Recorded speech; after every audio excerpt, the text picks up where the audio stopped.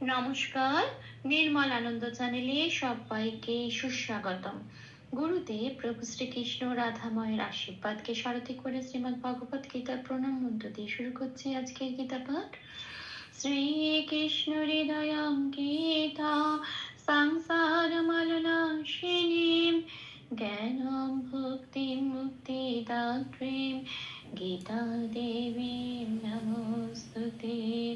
ওম নমো ভগবতে বাসুদেবায়।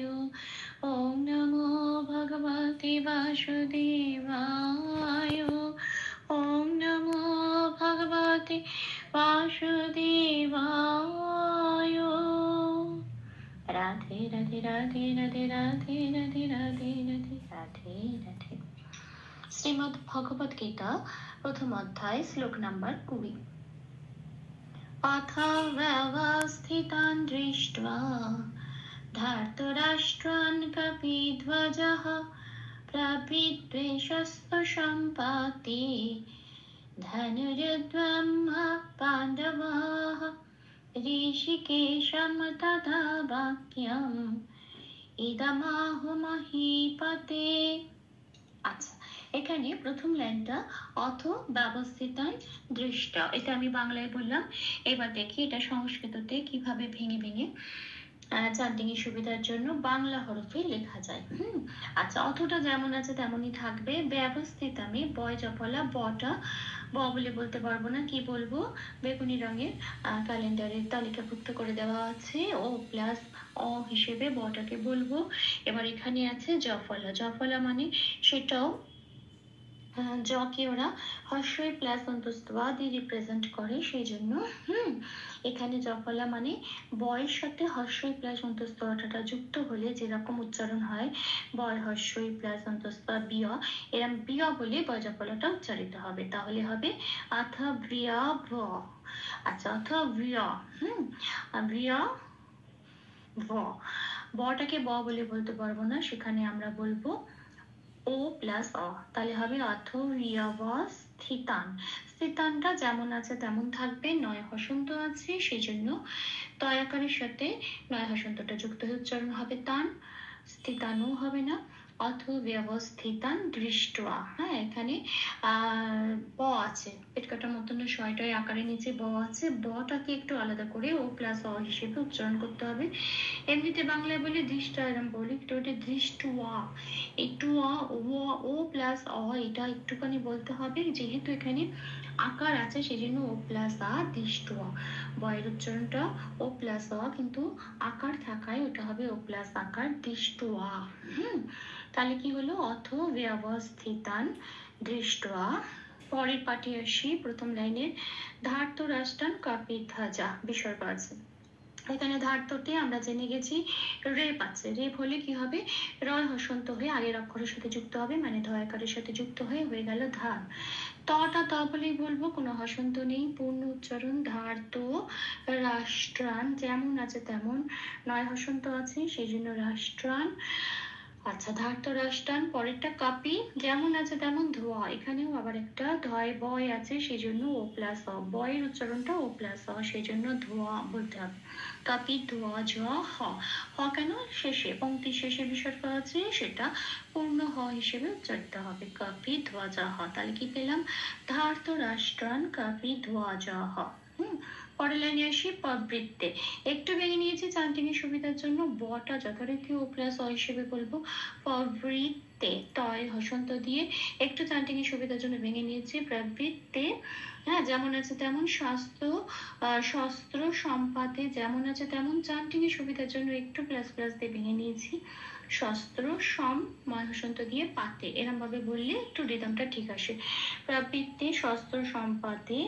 পরেরটায় চলে আসি, দ্বিতীয় লাইনে দ্বিতীয় পাঠে ধনুরুদ্দাম্য পাণ্ডব, এখানেও বিসর্গ আছে, ধনু যেমন আছে তেমন রইল, রুদ্রাম্য দয় জফলা আছে, দয় জফলাটা হর্ষই প্লাস অন্তস্থ হিসেবে দিলাম, কারণ জফলাটার উচ্চারণ ইয় হয় সেই জন্য দয় হর্ষই আর অন্তস্থ হলে যেরকম উচ্চারণ হয় দিয় সেরকম উচ্চারণ হবে।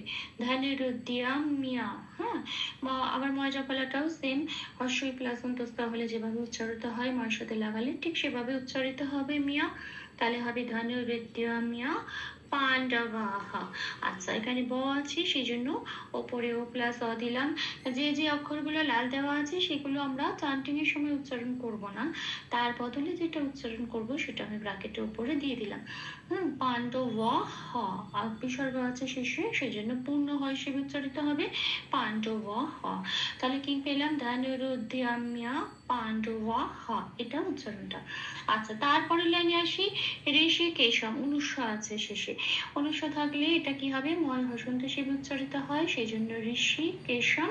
আচ্ছা, তদা যেমন আছে তেমন থাকবে। এইবারে বাক্য মিদামহ, এটাকে একটু ভেঙে নিতে হবে চান্টিং এর সুবিধার জন্য। প্রথম পার্টে যাবে বাক্যম, আর বাকি যেটা পড়ে থাকবে সেটা দ্বিতীয় অংশের সাথে যুক্ত হয়ে যাবে। হ্যাঁ, সেই জন্য এখানে কি হবে? ঋষিকেশম তদা বাক্যম, বাক্যামটা এটা প্রথম লাইনে দিয়েছি। হ্যাঁ, এইটুকুনি হবে প্রথম, মানে শেষের লাইনে, থার্ড লাইনের প্রথম পার্টটা এইটুকুতেই শেষ হয়ে যাবে। ঋষিকেশম তদা বাক্যাম, ছন্দ মিলিয়ে। হ্যাঁ, এই বাক্যাম অব্দি শেষ হয়ে যাবে, কিন্তু আমরা বটাকে আমরা ও প্লাস আ হিসেবে উচ্চারণ করবো, যেহেতু বয় আকার আছে। তদা বাক্যম। হ্যাঁ, এরকম কয় জপালাটা একই নিয়ম, হর্ষই প্লাস অন্তস্থ দিক কি বলতে হবে। হ্যাঁ, কিয় সদা বাক্যম, এরকম।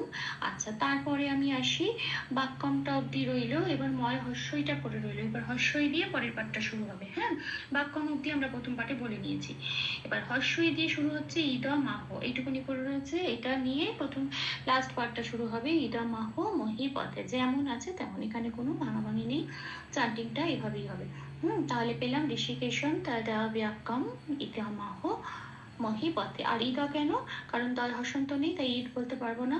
যে যে অক্ষরের নিচে হসন্ত থাকবে না সেটা পূর্ণ রূপে উচ্চারণ হবে, মানে দকে দ বলে মকে ম বলে উচ্চারিত করতে হবে, সেই জন্য ইদা মাহ। হকে হ বলে উচ্চারণ করছি ইদা মাহ।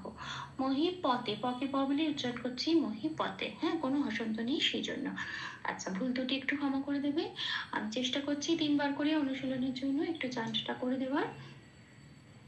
अथ व्यवस्थितं दृष्ट्वा धार्तराष्ट्रान् कपिध्वजः प्रवृत्ते शस्त्रसम्पाते धनुरुद्यम्य पाण्डवाः ऋषिकेशं तदा वाक्यम् इदमाह महीपते अथ व्यवस्थितं दृष्ट्वा धार्तराष्ट्रान् कपिध्वजः प्रवृत्ते शस्त्रसम्पाते धनुरुद्यम्य पाण्डवाः ऋषिकेशं तदा व्याघ्रम् इदमाह महीपते अथ व्यवस्थितं दृष्ट्वा धार्तराष्ट्रान् कपिध्वजः प्रवृत्ते शस्त्रसम्पाते